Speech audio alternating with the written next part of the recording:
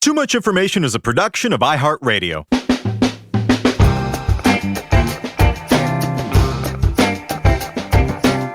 Hello, everyone, and welcome to Too Much Information, the show that brings you the secret histories and little-known fascinating facts and figures behind your favorite TV shows, movies, music, and more. We are your two troubadours of trivia. I'm Alex Heigl. And I'm Jordan Runtagh. And Jordan, today we're talking about one of the most famous left turns in American music, the record that proved that Bruce Springsteen was more than the hyper-verbal head of a stadium-filling rock band, and it also sent music journalists scrambling for synonyms for stark for decades. That's right, we are talking about Nebraska. The record turned 40 this year, and its legacy as the text for dozens of home-recorded DIY projects and the hipster-approved Springsteen record has only grown. As I love this record so much. It's my favorite Springsteen, bar none. You know, obviously, Born to Run is maybe the most realized, and there's a lot to love on Darkness, I think, as well. This record is just so... It's just got that... He's not doing his chesty bleat thing. He's not doing his yarling. He doesn't have, God rest his soul, but Clarence Clemens isn't in here honking away in every single nook and cranny possible. It doesn't have the stunning competence of Max Weinberg on the skins. It's just my favorite Bruce Springsteen record. I mean, growing up in Pennsylvania, and being a punk kid, I had the inherited scorn that you're supposed to have towards Bruce. And then in my 20s, I started going back and listening to these records, and I was like, oh no, the man is a phenomenal songwriter. The bands are great.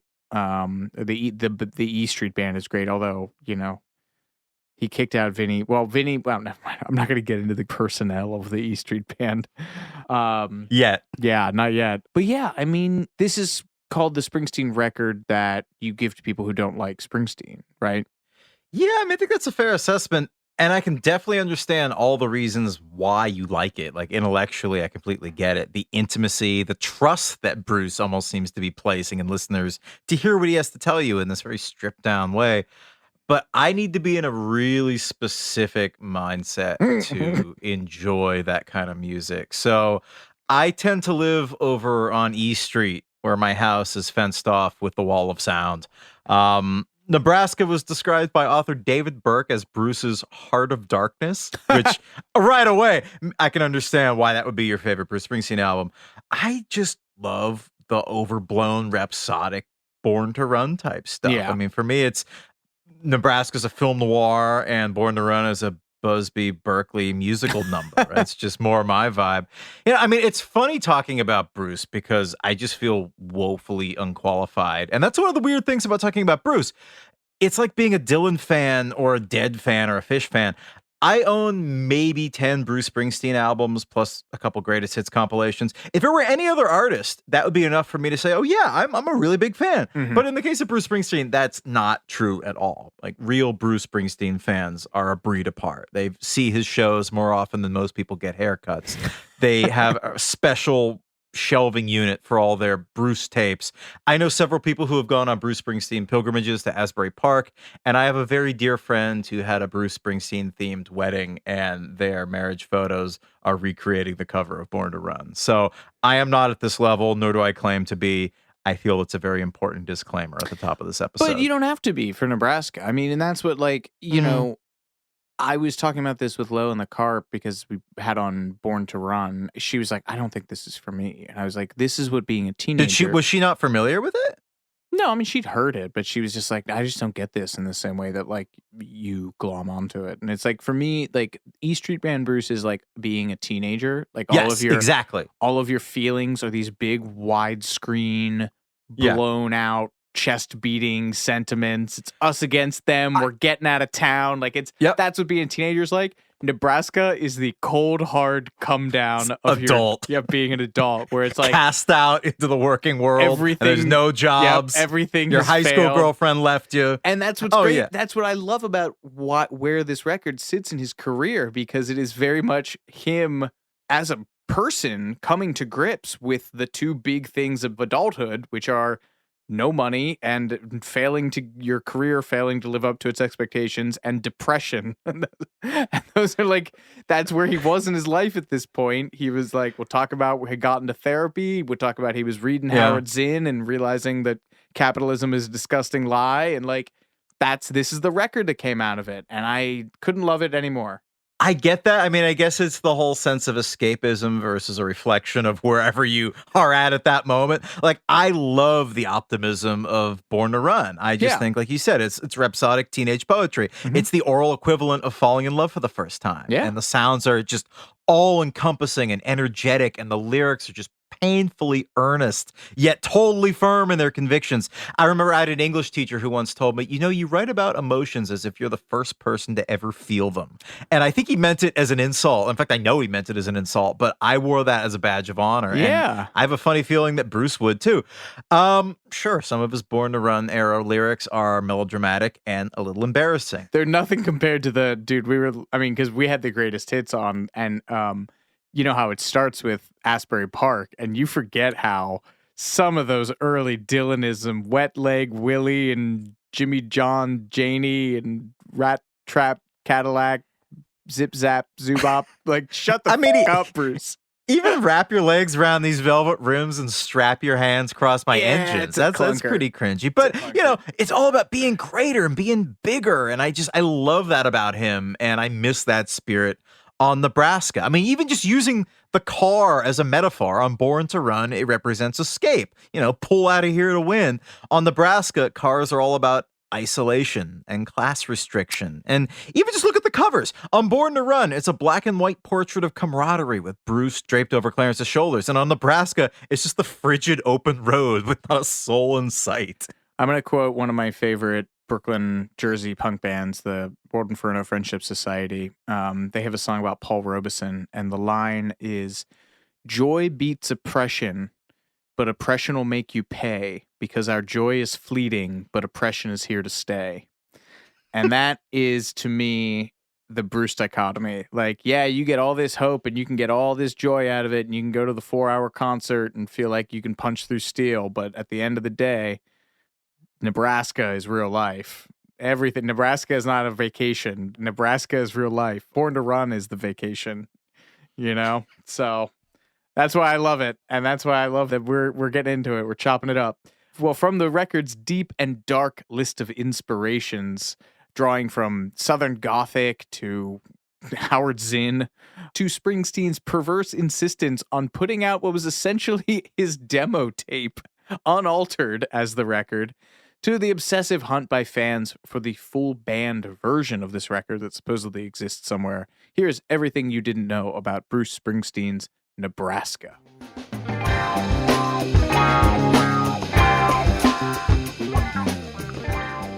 In the early 1980s, Bruce Springsteen was at a crossroads. There it is. The header for this one is, "Saw her standing on her front porch." His Southern accent he puts on for this is so good.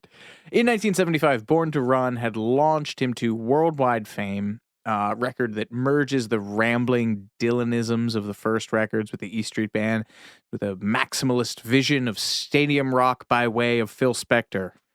How you like that for some music critic overdrive? Everything I love. A protracted battle with his manager, Mike Apple, kept him out of the studio for a year, during which time he kept the band on the road and was gathering material for his next two records, Darkness on the Edge of Town and The River. Both of those records edge towards a slightly darker vision of American life than the wide-eyed teenage romanticism of Born to Run. Darkness takes that quite literally. And The River has, pound for pound, more than Nebraska, for my money, the saddest Bruce Springsteen song. That title cut, my God, that is like half the dudes my dad went to high school with in Pittsburgh. That is a sad... That line in that song, we could talk about some of the best lyrics on Nebraska, but the line in The River when he says, "Is a dream a lie if it don't come true, or is it something worse?" Whew. People write Bruce off as a lightweight man, but he will gut you. Yeah, Bruce was talking to Rolling Stone in 1984. I think that's the cover where he's on like a frigid lake ice skating. Yes. Yes, it which is. really just fits Kurt this whole Loder. aesthetic Interviewed by perfectly. Kurt Loder. Oh, that's right. So he told Kurt Loder, I want you to picture that he's telling this to Kurt Loder. That's very important for this anecdote. Can you do a Bruce Springsteen accent? No, I wouldn't try. Okay, I'll just read this then. He said, I guess in Born to Run, there's that searching thing. That record to me is like religiously based in a funny kind of way. That searching and faith and the idea of hope. And then on Darkness on the Edge of Town, it was kind of like a collision that happens between this guy and the real world. He ends up very alone and real stripped down. Then on The River, there was always that thing of the guy attempting to come back, to find some sort of community. It had more songs about relationships, people trying to find some sort of consolation, some sort of comfort in each other. Before The River, there's almost no songs about relationships, very few. Then on Nebraska, I don't know what happened on that one. That kind of came out of the blue. Darkness is obviously quite literal in its material, and The River, as you mentioned, has one of the saddest Bruce Springsteen songs ever, the title track. But that would all come to the fore on Nebraska, which takes its own title track from one of the most infamous road trips in American history and an iconic film director's take on it. Yeah. For those of you who aren't true crime dorks, in 1958, Charles Starkweather and his 14-year-old girlfriend, Carol Ann Fugate, fled across Nebraska and into Wyoming on a murder spree that claimed 6 lives. This was after Starkweather killed Fugate's stepfather, Marion Bartlett, her mother, Velda, her younger half-sister, Betty Jean, and a family friend. Fugate became the youngest female in United States history to have been tried and convicted of first-degree murder, and Starkweather was sentenced to death and executed in the electric chair in June 1959.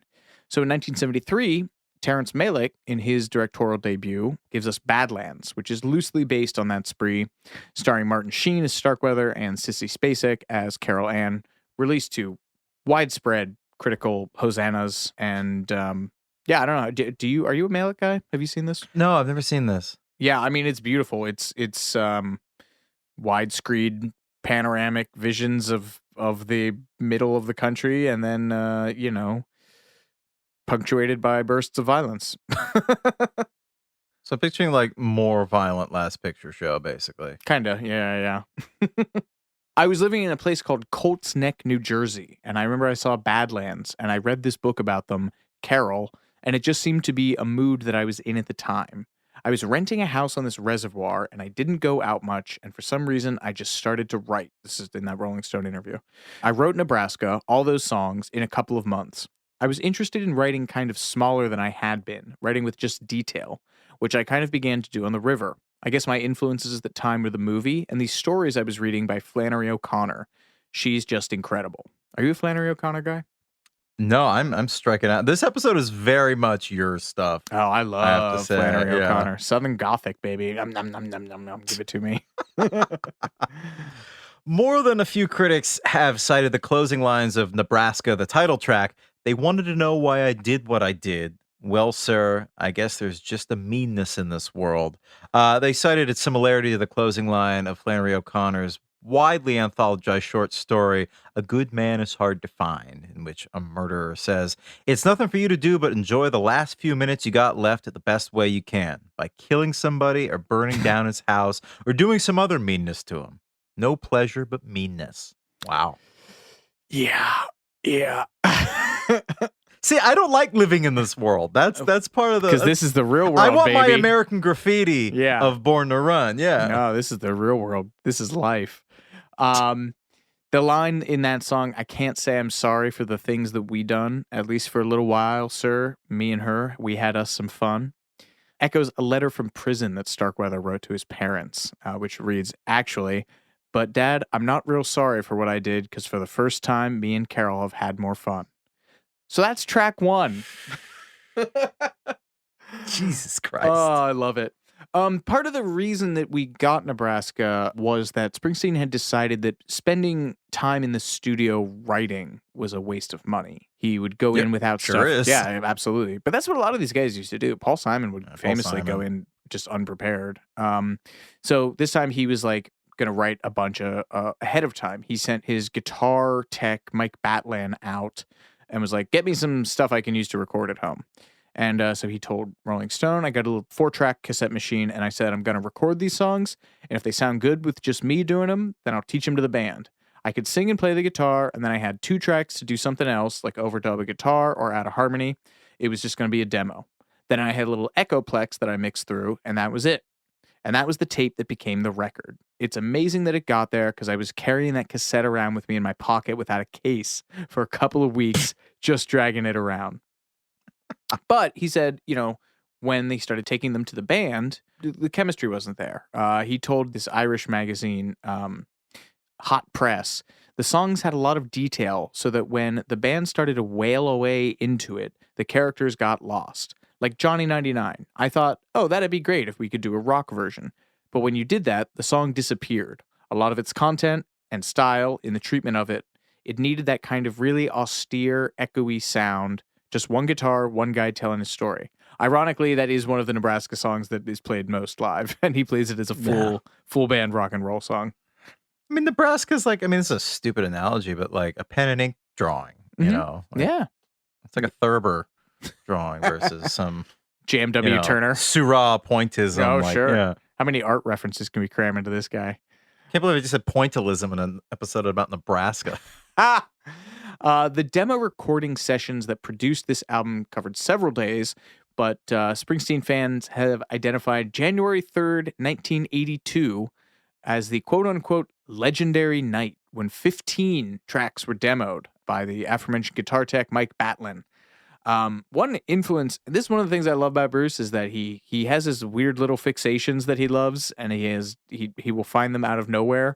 A big influence on at least one track on this record is Suicide, who are very early days New York City punk, to the point where they were all older than that initial generation of punk bands, and they're just like drum machines and keyboards and these kind of sparse, stark, unrelenting songs, punctuated by Alan Vega, who is sort of doing if Elvis was starring in The Exorcist.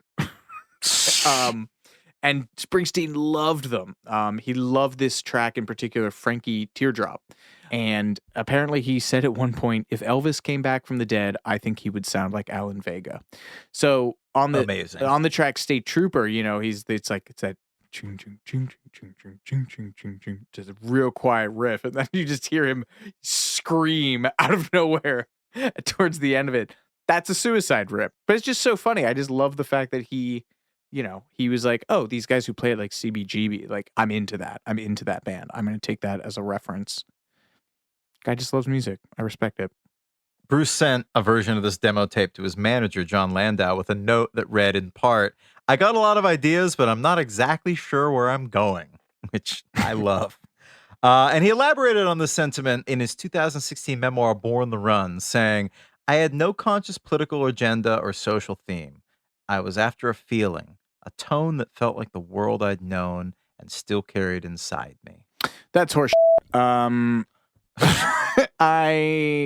on. He clearly had an agenda. He clearly had a theme, and I'll tell you why. That's hagiography. If he wants to rewrite history, that's up to Bruce, but I'll explain why I don't agree with him later.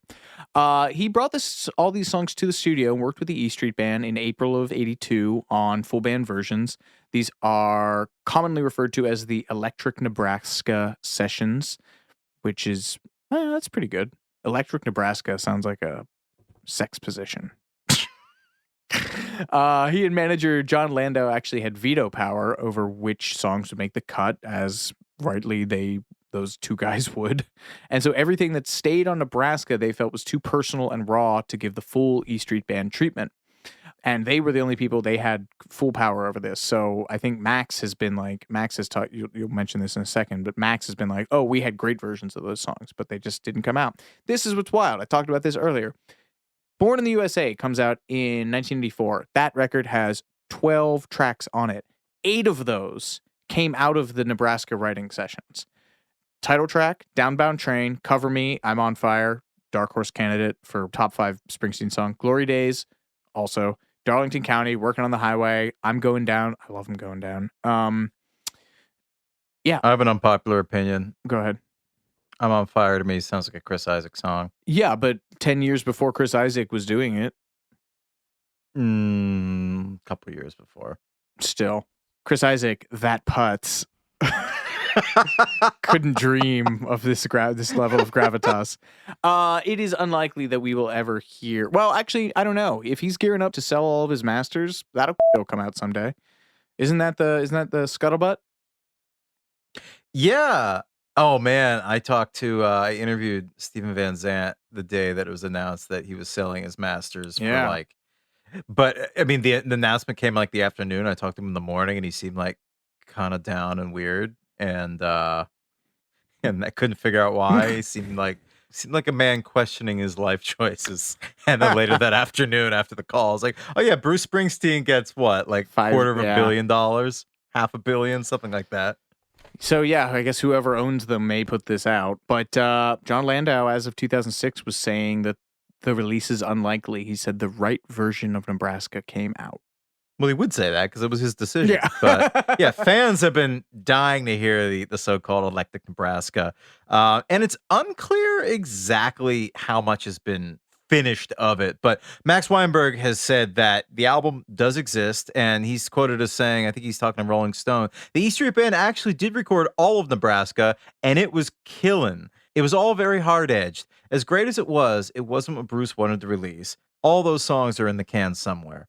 And I think most of the tracks from those sessions have been released either on the Nebraska album, Born on the USA, or as standalone singles or part of a compilation album. But I think there are 9 titles from that marathon session that are still unreleased to this day. So hopefully at least those see the light of day. As you meditate on that, we'll be right back with more Too Much Information after these messages.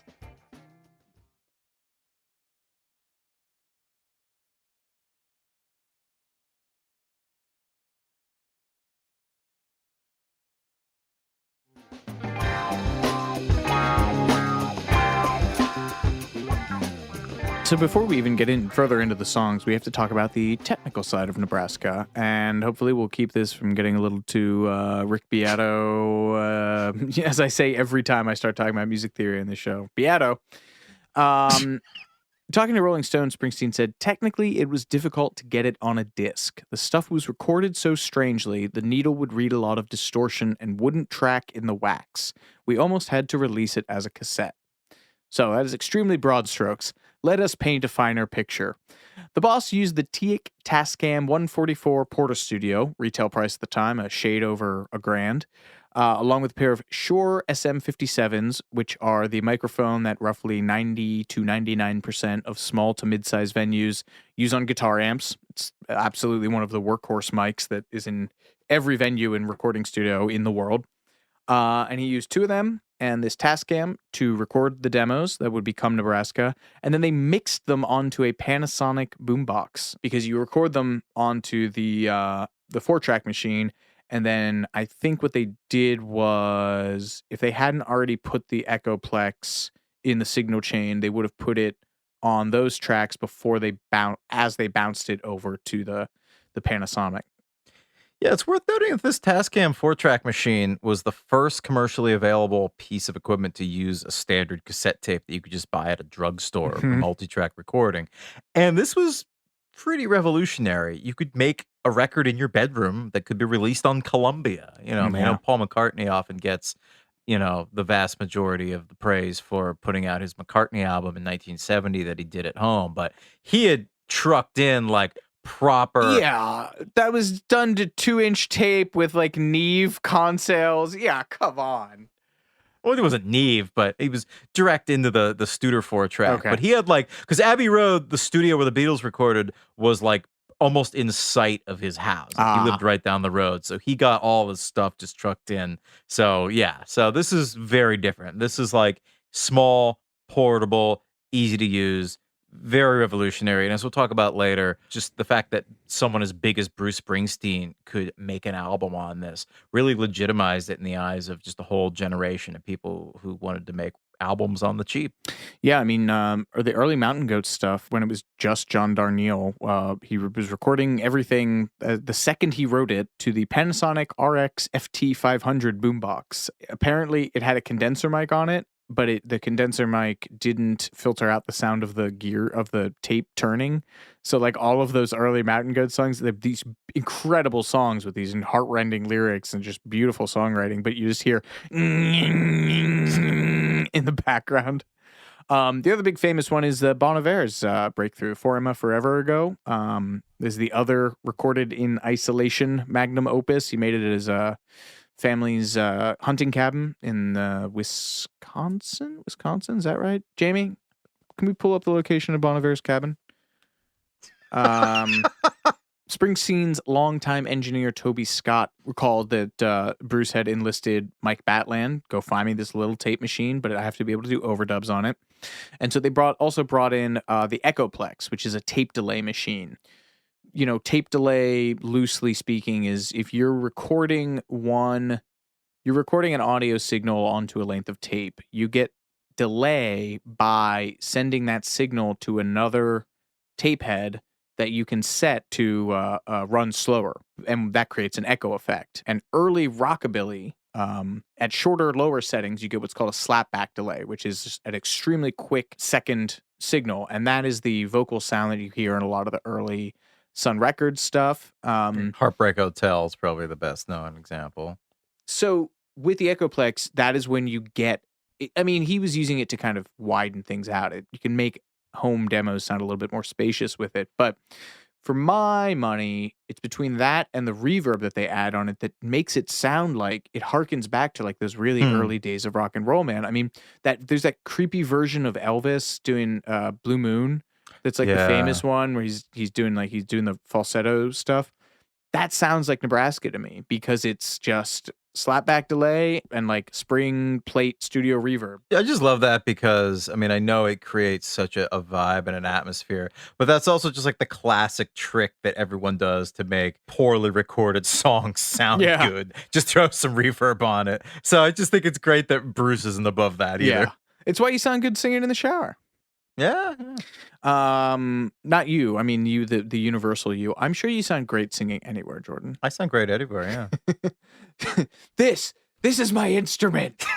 Some Bobby Darin tracks and I'm ready to go. Complicating things. Scott told... That's what I do best. Oh, I thought you were still talking about me.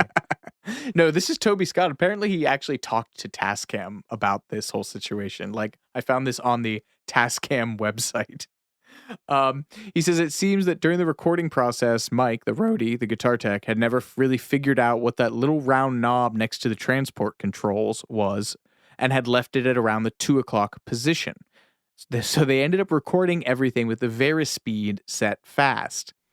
Then he thought, well, maybe it shouldn't be in that position, so he turned it back down to 12 o'clock for mixdown. What that all means is that the songs were recorded at one tape speed and mixed at another. So essentially, when you're if the Varispeed control is what the Beatles used on a lot of stuff, it's how they pitched. Isn't it how they pitched Paul's voice up to make him sound younger for when I'm 64? When I'm 64, yeah. And you can do it on a little Porta Studio, but you have to keep that setting consistent. You cannot record at one speed and then mix down at another because that is going to create problems. But that wasn't even the biggest problem that they had with the mixing process. Jordan, take us away. Yes, there was an even bigger problem. So Bruce had this little canoe that he liked to go out on this little branch of the river near his house. And on one of those trips in his canoe, he brought the boombox with him. And this boombox fell in the water and it sank in the mud.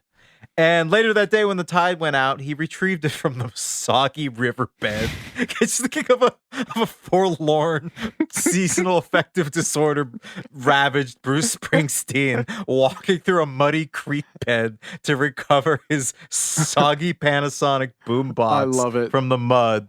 He grabbed it, brought it back to the house, hosed off the mud, and left it on the porch, assuming that it was dead. It was gone. He was just going to throw it away.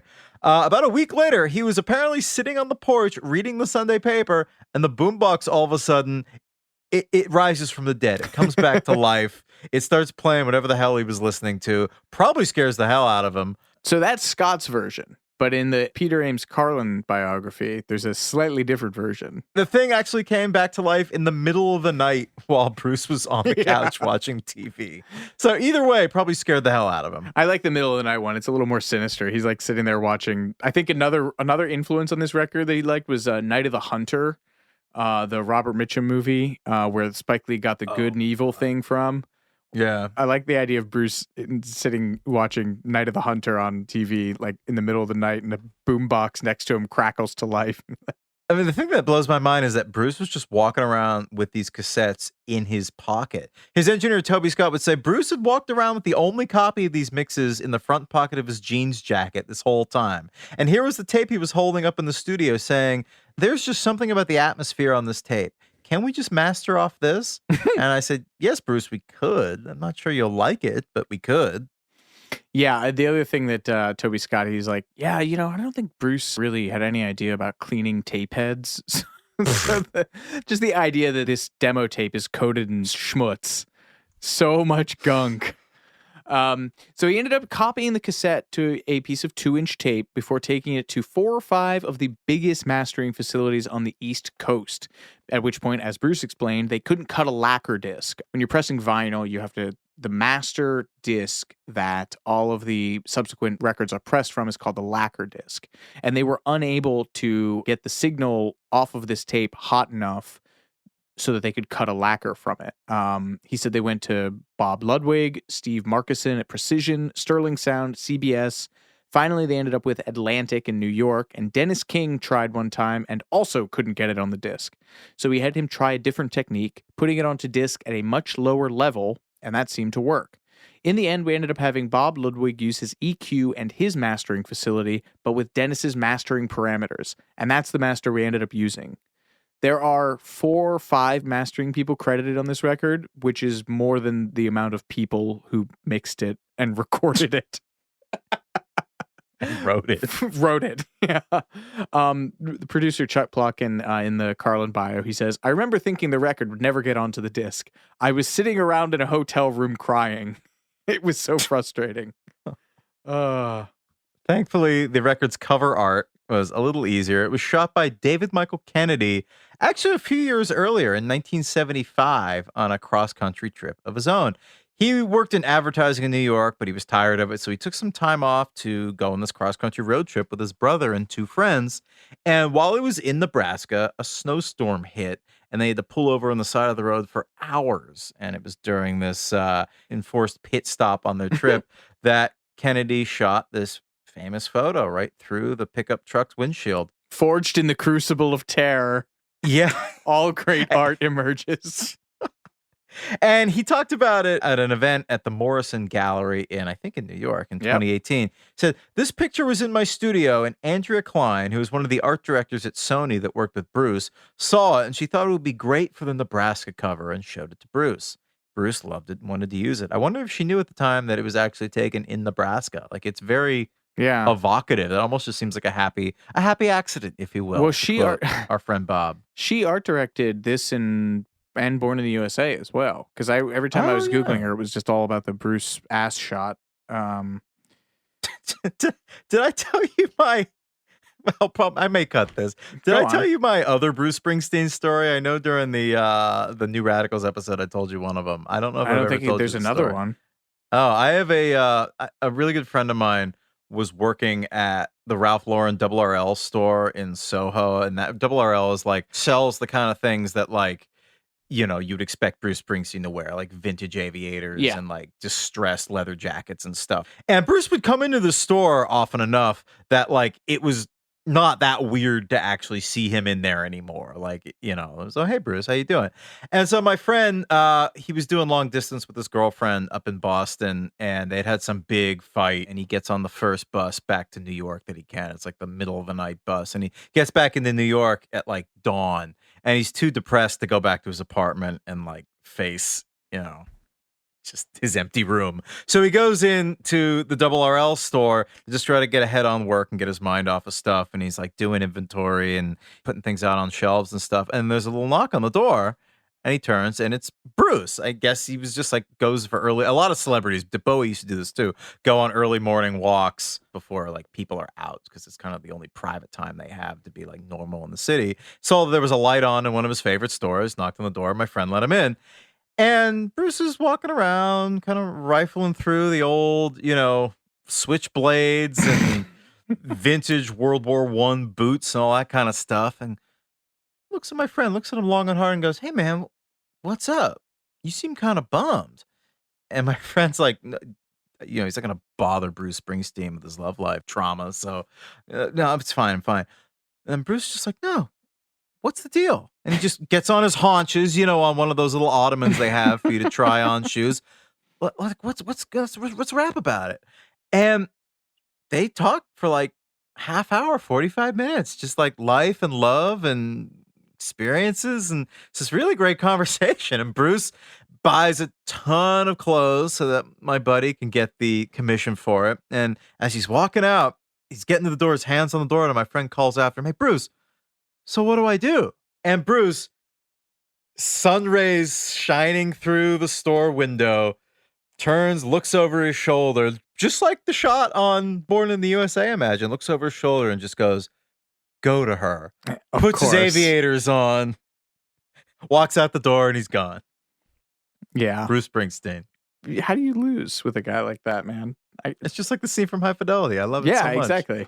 I gotta. Well, now I gotta tell mine. No, when I saw him in Jersey, he saw this little girl who had a sign in like one of the first couple rows, and they've got that big ramp that goes down in the audience. So oh yeah, they're. Did I already tell this on this podcast? No, I don't think I've never heard this. And so he goes down this ramp, and the band is, I forget what they were doing. I think it was something off The Rising, actually. And the band is just kind of like vamping because they're like, okay, Bruce is off in the crowd. Like they know what to do. And so he hops down in the crowd, grabs this little girl, walks back up on the stage with her. She's like standing this is at the Meadowlands. She's standing on the stage with him and the rest of the E Street Band. He bends down and like whispers in her ear. And then he like gestures to her, and she turns around and goes, "Play it, E Street Band," and they kick into the chorus, and he puts her on his shoulder and marches her back down into the crowd. It's like there's no son of a bitch. There's no losing to this man. It's incredible. I started crying telling that anecdote earlier today when I was explaining Bruce to my wife. Everyone has a Bruce Springsteen is the greatest human being story, I feel like. And I'm just like, man, thank you for sharing yours. If you want to have your faith restored in rock and roll, he's the guy to do it. See him live. It's insane. I wasn't ambivalent to him, but I was just like, oh yeah, cool, he's a rock legend. But seeing him live at a fairly late age, like I was in maybe mid-20s. Well, no, for me, I had no idea. One of the most amazing concerts I've ever seen in my life. Yeah. And then I saw him again, and it was also one of the most, the consistency of it is incredible. Yeah, so amazing. For anyone who hasn't seen him and is somehow able to, I know it's incredibly hard now with the ticket lotteries and the prices and everything, but, try. That's what Bruce would want you to do. Steal a car. I have a car. Steal a car. That's a little Kids in the Hall reference for you. I actually think that opening the record with Nebraska is sort of a feint on Bruce's part because the rest of this record, while it is still personal, also is more concerned, I would say, probably with the exception of Born in the USA, maybe the most topical Springsteen record, other than Rising, which has like, how the whole 9/11 connection, but I'm getting ahead of myself.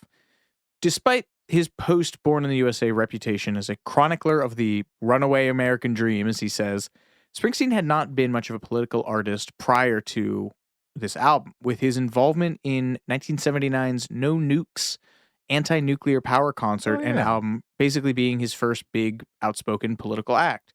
And by his own admission, he says there wasn't any kind of political consciousness down in Freehold, New Jersey, his hometown, in the late 60s. But at some point, he read Howard Zinn's A People's History of the United States. And I actually got that from Zinn's New York Times obit. They quoted Bruce as saying the book was a big influence on Nebraska. And this starts to sow the seeds of political Bruce. Broad strokes. The timing in the country is this. Beginning in January 1980, the increasing federal funds rate made credit more difficult to obtain for car and home loans, which in turn caused severe contractions in manufacturing and housing because both of those markets hinge on how easily people can get credit. You can't get credit to buy a car, you can't get credit to buy a house. Cars are not going to be made, houses are not going to be built. The manufacturing industry lost 1.1 million jobs. The automotive industry, still reeling after the gas crisis and the poor sales of the fallout from that in 1979, shed fully a third of its jobs. Wow. Construction lost 300,000.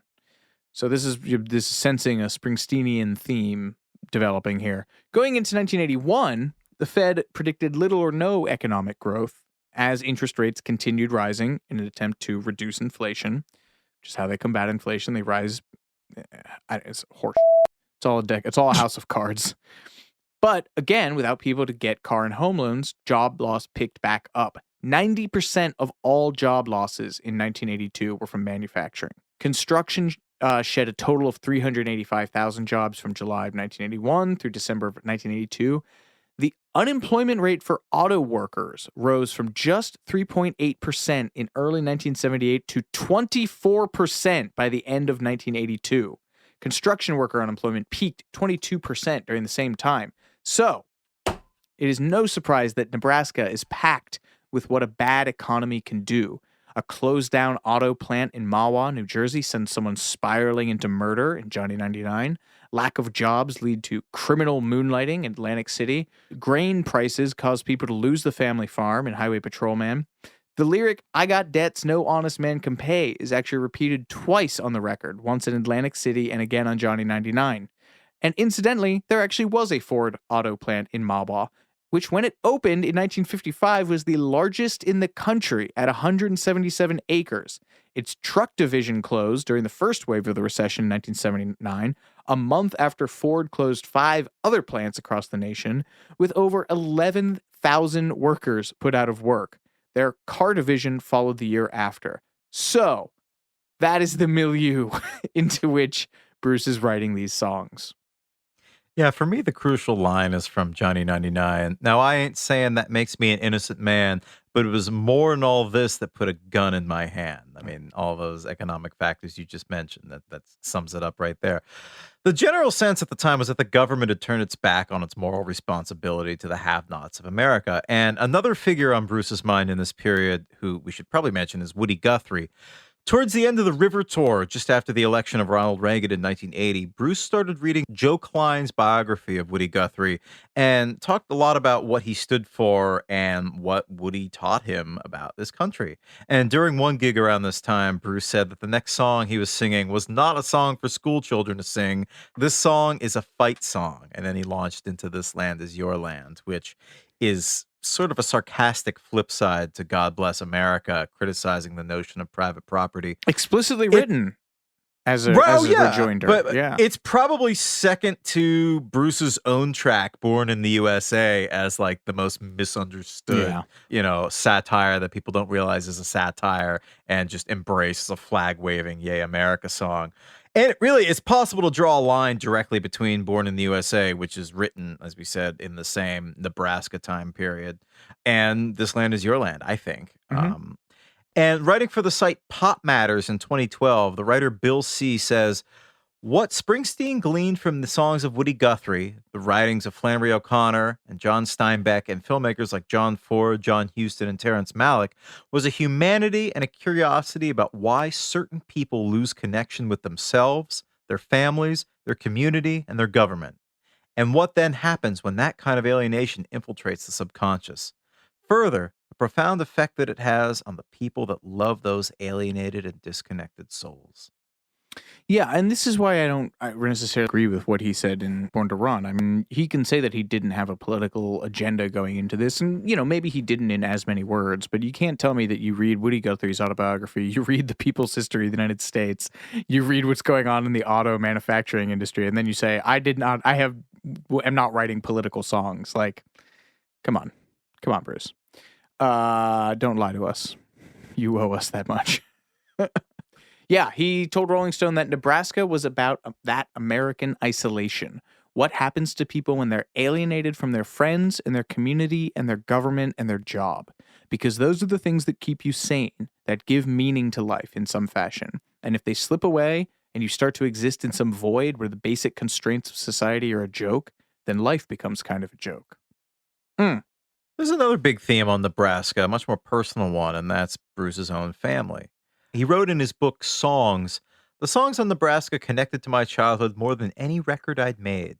The tone of the music was directly linked to what I remembered of my early youth." You mentioned earlier about this Elvis-y slapback echo. "We lived with my grandparents until I was 6. Thinking through these songs, I went back and recalled what that time felt like, particularly in my grandmother's house." And part of this was being in his early 30s, and he was at the aforementioned crossroads we talked about at the top of the episode. In Peter Ames Carlin's biography, Bruce is quoted as saying, "It was definitely a closing to a certain earlier section of my life, the initial section of the traveling and touring and those early records. There was more contemplation. I was 30 or 31, and something turned me back around towards my early childhood. That moved me into Nebraska."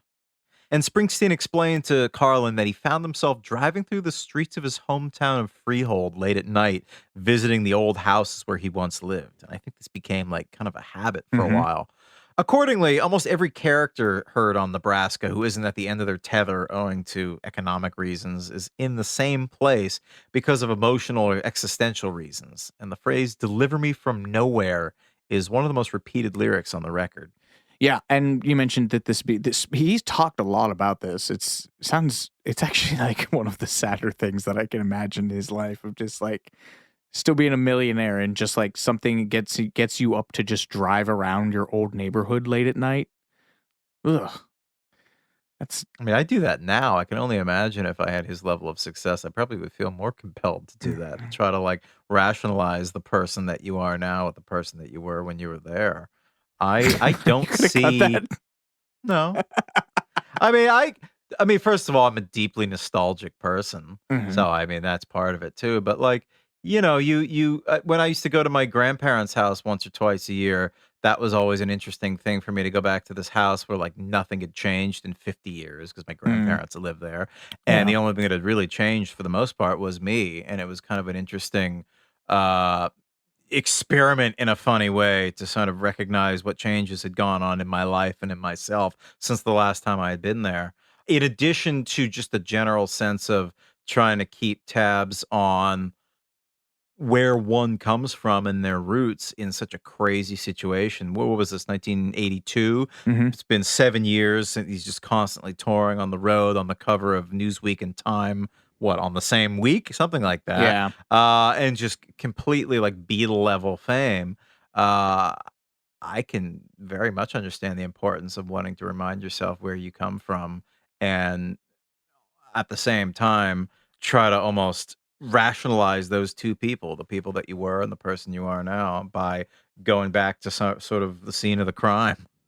Well, the other big character in all of this, the person that you were and the person that you are, is his dad. I mean, there's a Yeah. triptych of songs on this record: Mansion on the Hill, and Used Cars, and My Father's House, that are all explicitly about either used cars is about him and his dad and mom going down to the dealership and getting a used car, and the chorus of that song is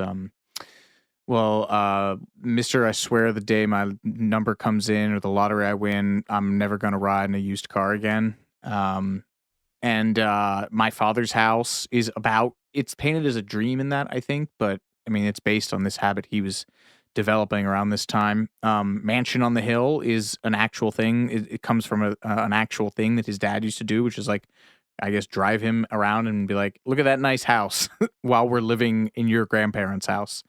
In that Rolling Stone interview, it's really funny because he had just purchased a house in Rumson, New Jersey, and Kurt Loder is like, yeah, so what's your new house like? And Bruce says, it's the mansion on the hill. So really Wow.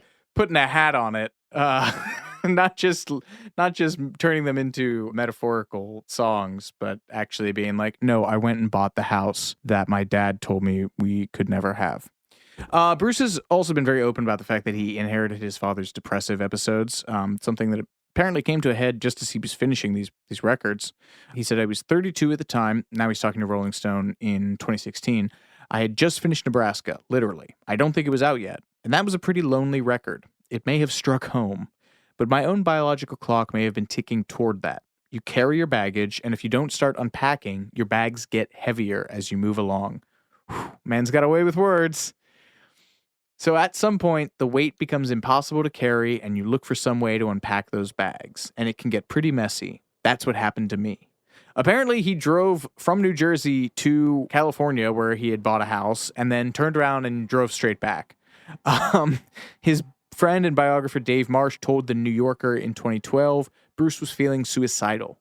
The depression wasn't shocking per se. He was on a rocket ride from nothing to something, and now you're getting your ass kissed day and night. You might start to have some inner conflicts about your real self-worth. But again, which is why I completely understand revisiting his childhood neighborhood. Yeah.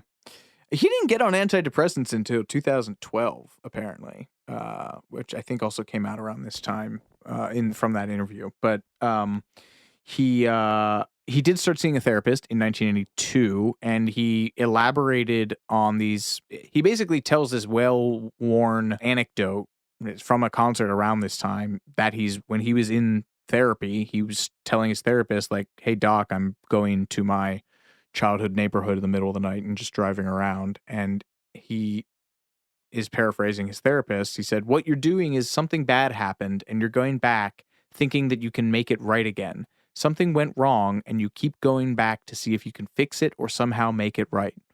And Bruce he said, I sat there and I said, that is what I'm doing. And his therapist said, well, you can't. Real life. Yeah, exactly. That's life, man. Doing the work. I love that. Bruce Springsteen, just in therapy, doing the work. It's like Man. a weird Sopranos offshoot. Yeah. The other New Jersey therapy show.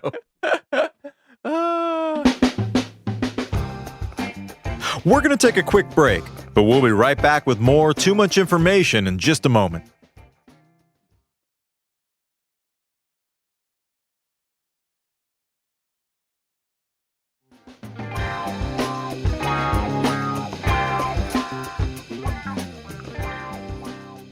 I'll tell you one thing, though. If it weren't for how good of a song Nebraska is and the fact that it's the title track, I would argue that this album should start with Atlantic City because it has one of the all-time opening lines. Well, they blew up the Chicken Man in Philly last night. Yeah, they blew up his house, too. Tremendous. Atlantic City is, aside from obviously being about the Jersey gambling mecca, which was also at the time, I believe, in a historically low period, it's about the ways in which otherwise good men can turn to the region's organized crime, families say, to make ends meet. The unnamed protagonist repeatedly states that he's trying to save money and look for jobs, but ultimately ends up doing the proverbial euphemistic favor for a guy he knows. And this was noted in Mark Richardson's retrospective review of Nebraska in Pitchfork in 2018. But it's interesting how, for all the sinister seeming characters on this record, there's very little judgment coming from Bruce. And, you see this a lot. Through fiction, you can almost be a little more honest with yourself. It's like a dream. These characters aren't you, so you can have them say things that are maybe closer to how you feel or think, or things you would want to say, but because they're not explicitly you have a little more freedom. And I think this is something that crops up a lot with Paul McCartney, too. A lot of his fiction stuff, when you actually dig just beneath the surface, you see a lot of, things that you can see really kind of come from him. The Nebraska is this weird blend of memoir and fiction. And Springsteen's talked about his compassion for these characters on Nebraska. He said, quote, you can put together a lot of detail, but unless you pull something up from out of yourself, it's going to lie flat on the page. You've got to find out what you have in common with that character, no matter who they are or what they did. So Nebraska is written with the premise that everybody knows what it's like to be condemned, which they do, of course. I don't know about that, Bruce, but... Empathy. I love it. Bruce is the only good straight man. No, I mean, my wife was like, I don't really think this is for me as not a straight white man. And I was like, yeah, I get that. Well, no, I get that. I get why women hear his his yarling and there's saxophone and it's all very just blown out. And I'm like, okay, yeah, I get that. But all of the qualities in which we like strive to inculcate as an antidote for how shitty men are. You see Bruce working on it, man. Like, you know, he didn't have political awareness, so he read some books. He had some shit he was going through, so he went to therapy. You know, he talks about having empathy for people who are in terrible situations. Like, come on. Anyway, Philip Charles Testa, the chicken man. He was back to the chicken guy. He was indeed a real East Coast mobster whose biggest claim to fame was briefly leading the Philadelphia crime family. His nickname came from his involvement in the poultry business, as his wife owned a farm in Salem County, New Jersey. Testa succeeded Angelo Bruno, who'd ruled the Philadelphia family for 20 years until he was killed by a shotgun blast to the head as he sat... Yeah, every time. As he sat in his car in front of his house in South Philly in 1980. Bruno's death caused a power vacuum in Philadelphia, sparking a mob war that would last 4 years and claim the lives of not just Testa, but his son Salvatore and 18 other people. Jesus Christ. Yeah. In 1981, Testa returned to his house in South Philly, and as he was opening the door, a nail bomb exploded under his front porch. This incident happened a little under a year before Bruce's marathon demo session for Nebraska. Fun fact, the song's title, Atlantic City, was originally Fistful of Dollars from the Sergio Leone Clint Eastwood spaghetti western, which rules. So Nebraska comes out. Landau and Bruce are like, no, those are for Born in the USA. These are for Nebraska. They settle the mastering debacle, and they put it out. And the reception was predictably somewhat muted. It was voted the third best album of 1982 in the influential Village Voice Pazenjop Critics Poll. Jordan just made a dismissive gesture. Venmo me $5 and I'll let you know what it was. Rolling Stone voted Nebraska their album of the year, but the record buying and listening public was baffled by this collection of incredibly depressing, stripped down songs from their beloved anthemic stadium rocker. As late as 1989, Q Magazine was writing, Nebraska would simply have been a vastly better record with the benefit of the E Street Band and a few months in the studio. He was wrong. Richard Williams. Accordingly, only Atlantic City and Open All Night were released as singles from the record, and just in the UK. I love that they thought this was all alien enough to the UK that they were like, yeah, sell it to them. Doesn't matter to them. It's like it's like opening your tour in like Ontario. It's like, all right, well, send it out of town, and if it bombs, then it'll be too far away for. I mean, a record about the decaying auto and manufacturing sector with references to the East Coast and Middle America must have seemed about as strange to the British as like the Kinks singing about the Village Green to us in the 60s. Or Delta Blues references did to like Alexis Corner and John Mayall in the London 60s. Yeah. But sandwiched between The River, which went platinum in the UK, double platinum in Canada, 3 times platinum in Australia, and 5 times platinum in the US, and Born in the USA, which came out after Nebraska, that record went platinum in 11 countries, sold 17 mil in the US alone. It is easy to see how Nebraska was considered a flop. I think it only sold 1 million copies. Yeah, I mean, this was the year of Olivia Newton-John's Physical, I Love Rock and Roll by Joan Jett, Human League's Don't You Want Me, and Survivor's Eye of the Tiger. And I mean, this is the year that John Mellencamp basically out-Bruced Bruce with Jack and Diane. I mean, that sounds like the Bruce Springsteen style stuff that he was known for. This record didn't sound anything like what was playing on the radio. And it's also interesting to note that Bruce didn't tour behind this record. And I think the only other records that he didn't tour behind were 2019's Western Stars and 2020's Letter to You, which I feel like both were probably results of COVID. So, yeah, I mean, his section on Nebraska in his memoir is just a couple pages, and it ends on the phrase, life went on, which seems a little dismissive. That's a Neil-Youngian level of dismissiveness. Yes. I mean, it didn't sell well. He didn't tour it. And though he'd revisit the stripped-down acoustic format on 1995's The Ghost of Tom Joad and 2005's Devils and Dust, this album would remain something of an anomaly in his catalog. Yeah, and that sucks. The Jan Wenner profile when he's like, I'd pick Ghost of Tom Joad. That's how you know someone's a narc. if they pick Ghost of Tom Joad over Nebraska, that person is a cop and you need to get out of their car. Do not go with them to a second location. But Nebraska has a long reach, casts the proverbial long shadow. As we mentioned earlier, 8 of the 12 tracks on Born in the USA came out of the Electric Nebraska sessions, making that record practically an extension of Nebraska rather than a follow-up. Then there's the fact that this album has managed to become a literal cross-medium success. We didn't talk about the song Highway Patrolman, which is one of my favorites on there. It's the story of 2 brothers, and the chorus is, we were dancing and drinking, nothing feels better than blood on blood, taking turns dancing with Maria while the band plays Night of the Johnstown Flood. So these 2 guys are growing up in the same town. One of them takes over the family farm, marries Maria. The other guy goes off to, I guess it would have been Korea at that point, because he says Frank came home in 68. Although I guess it could have been Nam, right? 68? Yeah. Well, Korea ended in like 53, I think. Oh, okay, so definitely not Korea. Yeah, so he says, then wheat prices kept dropping till it was like we was getting robbed. Frank came home in 68, and Mia took this job. So basically, at the end of the song, spoilers, he gets the call to a crime scene, and the witness at the crime scene says, this was your brother.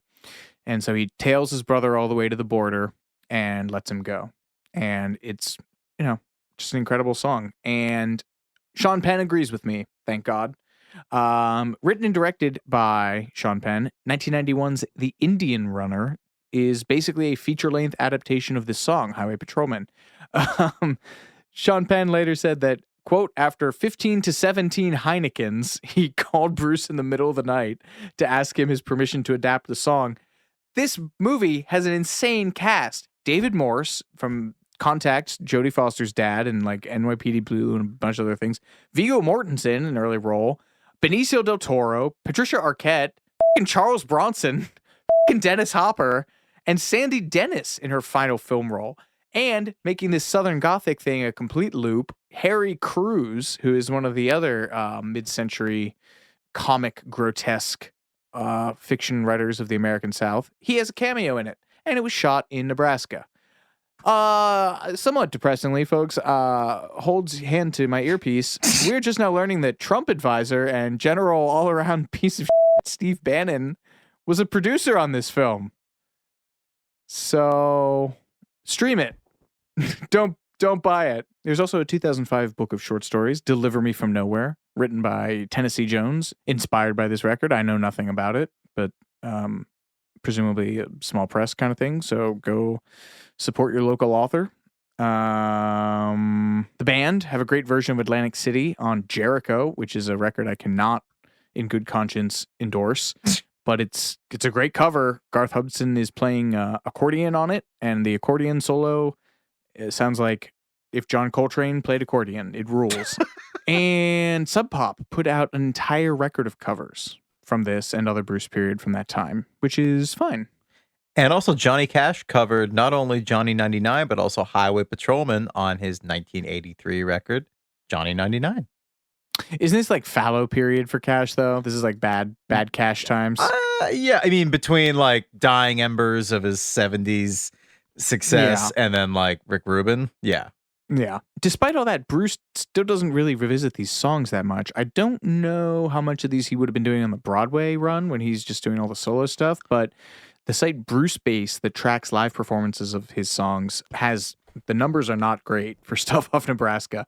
The title track performed only 115 times since its release. Open All Night, 110 performances. My Father's House, 288. Highway Patrolman, State Trooper, and Used Cars, 68, 36, and 38. For a Bruce Springsteen song to only get played 38 times with that man's touring and performing schedule, that's something. He's keeping something locked away. He doesn't want to do that one. Yeah, contrast that with Born to Run, which has been performed by Bruce Base's count 1,729 times. Yeah, the two ones that you will see live are the full band arrangement of Atlantic City and Johnny 99. Those are both hovering around nearly 400 live outings. But that's all, that's all aside the point. I think the biggest legacy that this record casts is in the DIY recording community. I mean, home recording had existed beforehand. There was the Boston record that Tom Scholz made in his basement, but that dude had an engineering degree from MIT. Yeah, from MIT. And if you were doing home recording and you would have had a 2-track or you would have had tape machines, but cassette tapes, democratic. You can go down to the drugstore and buy them. This 4-track, you can go out, pick one up, consumer grade for a couple of microphones. You could make something that, in theory, could be as good as what Bruce put out. Many people did not, hence one of my favorite Onion articles of all time. Man just going to grab guitar and old 4-track, go out to cabin in woods, make shittiest album anyone's ever heard. But that's besides the point. I think anything that, as dark and bleak and unrelenting as this record is, it inspired people to make music, and it showed people that the barriers to entry that they were maybe imagining were not real. And for a record that's so concerned with people being downtrodden and people being at the end of their rope, it has a legacy as something that democratized music making and songwriting. That's a really beautiful thing. That's a really light side to a very dark record. So I feel good about that. Well said. Yeah. As Bruce himself said at the end of the section on his memoir about Nebraska, life went on. Well, folks, thank you for listening. This has been Too Much Information. I'm Alex Heigl. And I'm Jordan Runtagh. We'll catch you next time.